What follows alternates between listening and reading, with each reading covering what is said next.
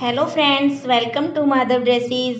Friends, आज मैं आपको राधा अष्टमी के लिए लड्डू गोपाल जी की पोशाक बनाना सिखाऊंगी। ये हम 5 नंबर कान्हा जी की पोशाक बनाने जा रहे हैं। तो इसका डायामीटर मैंने पहले ही कट कर लिया है। डायामीटर कट करने की मैंने एक सेपरेट वीडियो बनाई है, आप उस पर जाकर चेक कर सकते हैं। 5 नंबर के कान्हा जी के लिए हमें 10 इंच का डायामीटर चाहिए। इसको हमने कट कर लिया और कट करने के बाद इसके ऊपर ये कपड़ा पेस्ट कर लिया।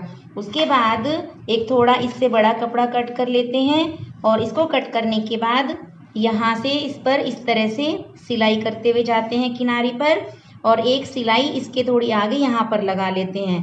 2 सिलाई करने के बाद जो एक्स्ट्रा कपड़ा होता है उसको कट कर लेते हैं। तो चलिए इतना काम कर लेते हैं। अब इसको ऐसे डबल मोड़ के और इस तरह से मोड़ के इस पे कमर कट कर लेते हैं। 1.25 इंची की कमर कट करते हैं हम 5 नंबर के लिए। 1.25 इंची पर यानी कि 0.75 पर निशान लगा लेते हैं। एक निशान बीच में लगा देते हैं और इसको इस तरह से गोलाई में मार्क कर लेते हैं और इसकी कटिंग कर देते हैं। कटिंग हो गई। अब इस वाले निशान पर इस तरह से निशान कर लेते हैं और यहाँ से सिलाई लगाते हुए इसके चारों तरफ ऐसे सिलाई कर लेते हैं। इसके बाद बीच में से कट कर देते हैं। इतना काम कर लेते हैं। अब हम इसको यहाँ से मेज़र कर लेते हैं। ये हमारा 4.25 आ रहा है, तो हमें थोड़ा सा एक्स्ट्रा ही कट करना है जिससे कि हम बाद में कटिंग कर दें एक्स्ट्रा नेट की। तो नेट को हम ले लेते हैं और 4.5 इंच की पट्टी हम कट कर लेते हैं। और कट करने के बाद उस पर यहाँ से इस तरह से प्लेट्स लगाते हुए जाते हैं। इस तरह से देखिए, एक एक प्लेट उठाते जाएंगे और यहाँ को लगाते, यहाँ पर इस तरह से रखकर यहाँ से स्टिच करते जाएंगे। ये पूरी प्लेट्स बनाकर इसको तैयार कर लेते हैं अपनी कमर के मेज़रमेंट के अकॉर्डिंग। कमर मेज़र करना बता देती हूँ मैं आपको। यहाँ से इंच टेप रखिए और इसको ऐसे गोलाई में इस तरह से घुमाते जाइए। इस तरह से घुमाते जाएंगे तो देखिए ये यहाँ तक 4 इंच, 5 इंच और ये हमारा 6.5 आ रहा है। तो हमें आधा इंच एक्स्ट्रा ही रखना है। अगर हमारी ज़्यादा प्लेट्स बन जाएगी हम यहाँ से उसको कट कर देंगे। तो हम 7 इंच की कमर की प्लेट्स तैयार कर लेते हैं। अब इन प्लेट्स को हम यहाँ से, जहाँ से हमारा ये कटिंग है, कटा हुआ है, यहाँ से रखते हैं और इस तरह से रखते जाते हैं और इस पर पूरे पर इसको स्टिच कर लेते हैं। पूरी कमर पर ऐसे सिल लेते हैं और सिलने के बाद हम यहाँ से ये सारी प्लेट्स इस तरह से मिलाते जाएंगे और किनारे पर यहाँ पर एक सिलाई लगा लेंगे इसके पूरे घेरे पर। इतना काम कर लेते हैं। इतना कर लेने के बाद इसकी दोनों साइडें हम टिश्यू टेप से लॉक कर लेते हैं। यहाँ से इस तरह से मोड़ के रखते हैं और इसको आधा ऊपर आधा नीचे रख के इसके ऊपर सिलाई लगा लेते हैं। दोनों साइडों पर इस तरह से कर लेते हैं और फिर उसके बाद हम एक 3.5 इंच चौड़ी पट्टी लेते हैं और उसको इस तरह से डबल मोड़कर इसके ऊपर एक सिलाई कर लेते हैं। इससे हम इस पोशाक का नेफा लगाएंगे।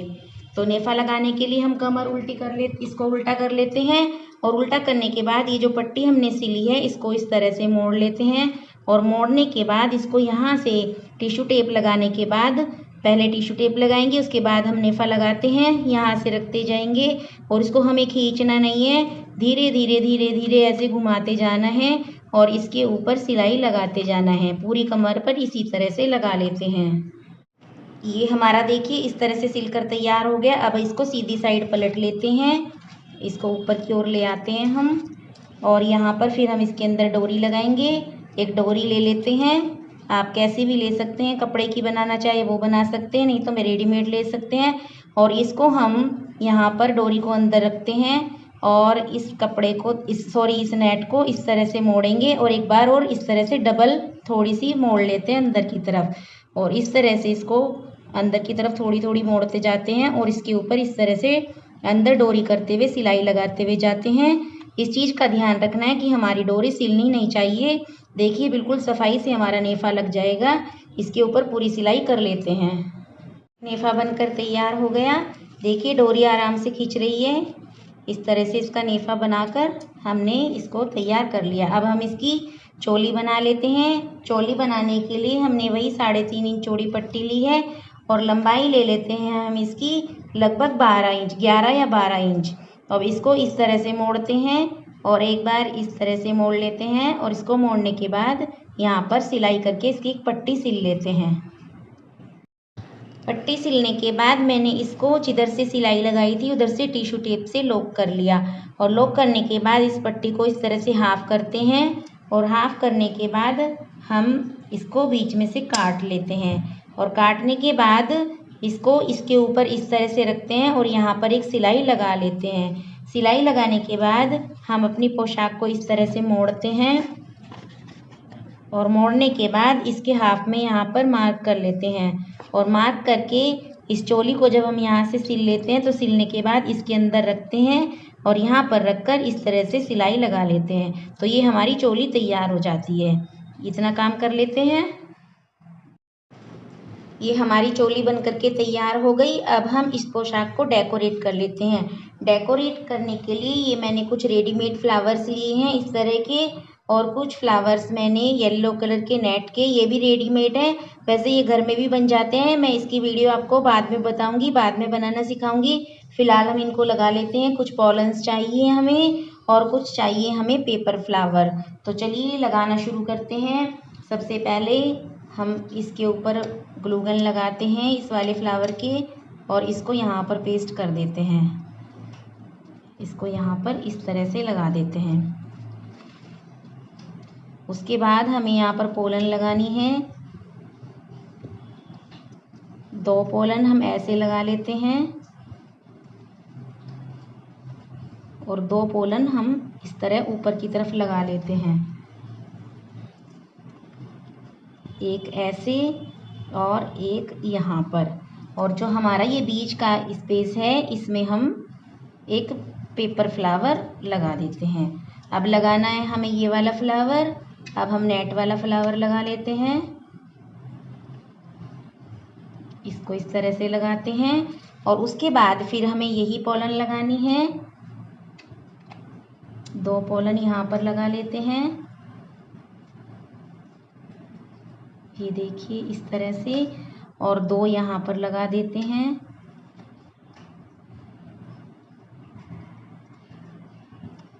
और जो हमारा बीच में ये खाली जगह है इस पर एक पेपर फ्लावर लगा देते हैं इस तरह से।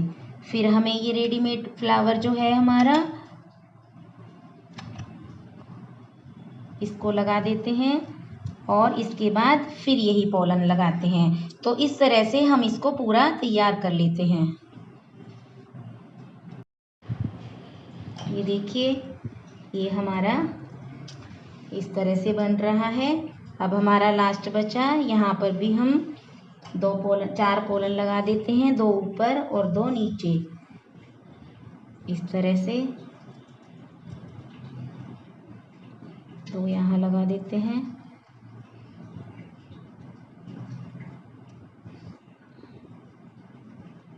और इसके बीच में एक फ्लावर पेस्ट कर देते हैं यहाँ पर पेपर फ्लावर।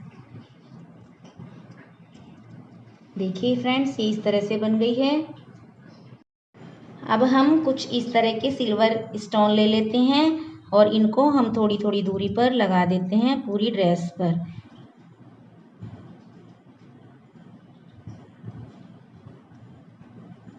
इस तरह से फेविक्रिल लगा लेते हैं और फेविक्रिल लगाने के बाद इसके ऊपर ये स्टोन चिपका देते हैं। सूखने के बाद हमारी फेविक्रिल नहीं दिखती है। अगर थोड़ी सी बाहर निकल भी जाती है तो कोई दिक्कत नहीं। ये सूखने के बाद इसका पता भी नहीं चलता कि हमने लगाई भी है या नहीं।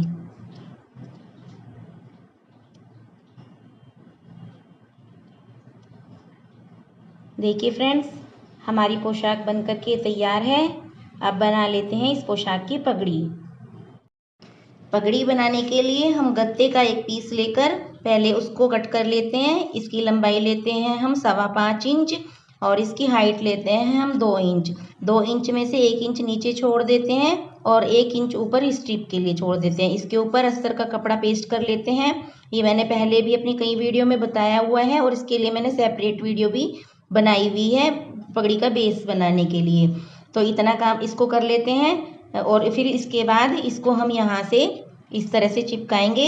ये रेड जो हमारा कपड़ा पेस्ट है ये अंदर की साइड रखेंगे और ये चीज़ ऊपर की तरफ, क्योंकि हम इस पर जब पट्टी से कवर करेंगे तो ये सारा छिप जाएगा। इसके बाद पहले हम कलगी बना लेते हैं। कलगी इस बार मैं नेट की नहीं बनाऊंगी, मैंने ये पेपर पेस्टिंग ली है। देखिए ये भी एक तरफ से शाइनिंग वाली होती है, ये बुकरम पेस्टिंग की तरह ही होती है, बस ये पतली होती है। तो इसकी मैंने एक लंबी स्ट्रिप 10.5 इंच की कट कर ली है और इसकी चौड़ाई ली है मैंने 1.5 इंच। अब इसको हम इस कपड़े के ऊपर लेकर इस तरह से आयरन से इसको चिपका देते हैं। जैसे हम बुकरम पेस्टिंग चिपकाते हैं इस तरह से आयरन कर लेते हैं। आयरन करने के बाद हम इसे दोनों साइड से यहाँ पर सिलाई कर लेते हैं, जिससे कि हमारे ये इसके धागे नहीं निकलेंगे। इधर से भी सिलाई कर लेते हैं और इधर से भी सिलाई कर लेते हैं। दोनों साइडें सिलने के बाद इसको मैंने ऐसे डबल मोड़कर इसके ऊपर भी यहाँ पर एक सिलाई कर ली और सिलाई करने के बाद जो एक्स्ट्रा कपड़ा था उसको कट कर दिया। अब हम इसकी प्लेट्स बनाते हैं। यहाँ पर जैसे हम कलगी में नेट वाली बनाते हैं उसी तरह से हम इस पर प्लेट्स बनाएंगे और प्लेट्स बनाकर इसको नीचे से सिल लेंगे। ये देखिए इस तरह से हमारी ये कलगी बन जाती है। इसको यहाँ से सुई धागे से अच्छी तरह से सिल लेते हैं। ये हमारा बेस बन के तैयार है। अब इसके ऊपर यहाँ पर स्टोन चेन लगा लेते हैं। यहाँ से इस तरह से लगाना शुरू करते हैं।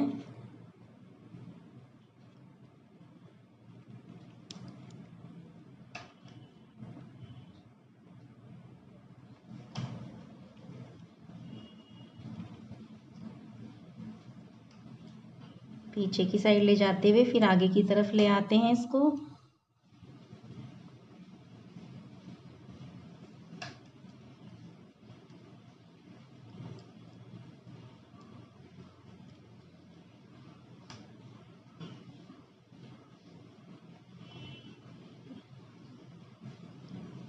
यहाँ से रखते हैं फिर इसको ऊपर की तरफ ले जाते हैं इस तरह से। यहाँ ऊपर की तरफ चिपका कर इसको कट कर देते हैं। अब हम कलगी लगा लेते हैं बिल्कुल बीचों बीच। यहाँ पर ग्लू गन लगाते हैं और इसके ऊपर हम ये कलगी सेट कर देते हैं इस तरह से। देखिए और ये साइड में से चिपका देते हैं इसको। 1 मिनट के लिए इसको प्रेस करके रखिए, ये फिर आसानी से चिपक जाती है। इसको इधर से चिपका लेते हैं ऐसे। देखिए ये हमारी कलगी सेट हो गई।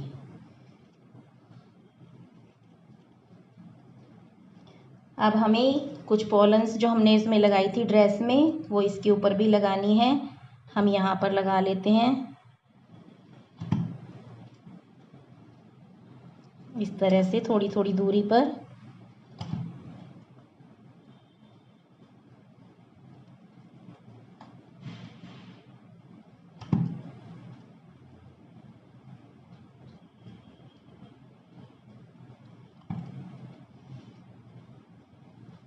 और इसको लगाने के बाद हमें ये पेपर फ्लावर्स जो हमने ये रानी कलर के ड्रेस में लगाए थे और कुछ मैंने मैचिंग के येलो कलर के पेपर फ्लावर लिए हैं, इनको हम यहाँ से लगाना शुरू करते हैं। एक रानी एक येलो, इस तरह से इनको लगा लेते हैं। इस तरह से पूरा कर लेते हैं यहाँ तक। इनको लगाने के बाद हम इस फ्लावर को पेस्ट करेंगे। इस फ्लावर के ऊपर ग्लू गन लगा लेते हैं और ग्लू गन लगाकर इसको यहाँ पर साइड में ऐसे लगा देते हैं एक साइड में। और अब हमारी ये जो जगह बची है इसमें हमने जो वाइट ये सिल्वर कलर के स्टोन लिए थे वो हम इसके ऊपर यहाँ पर इस तरह से लगा देते हैं 1-2, थोड़ा सा स्पेस कवर करने के लिए। और यहाँ पर भी लगा लेते हैं।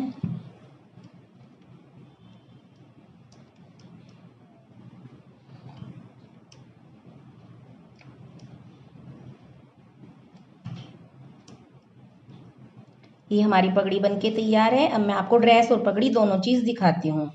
ये हमारे लड्डू जी की पोशाक देखिए और ये इसकी पगड़ी।